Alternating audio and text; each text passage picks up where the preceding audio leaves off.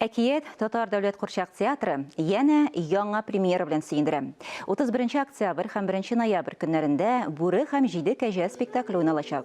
Татарстанның атказанган артисты Дилүс Хуҗаәхмәтов өчен режиссер буларак бу беренче тәҗрибә. Оештыручылар сүзләренчә, режиссерның үзенчәлекле алымнар кулланып эш итүе нәтиҗәсендә сабыйлар әкиятнең төп мәгънәсенә бик тиз төшенәчәк. Олыларга да ул ошар дип өметләнәләр. Бүре һәм Җиде кәҗә спектакле бердәм Россия кече туган як мәдәнияте федераль проект акцияларында тормышка ашырыла.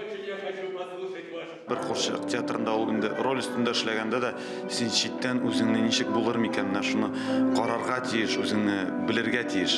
Курчак белән эшләгәндә дә без инде күбрәк көзгә алдында вакыт уздырабыз, Курчакның мимикасын, аның инде һәрбер характерын, походкасын эзлибез. Һәм монда мин үземә шундый ачыш ясадым.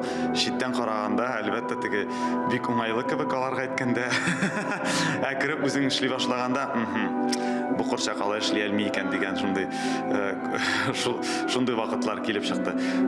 Тик барыбер инде мин һәрбер артистка рәхмәтлемен.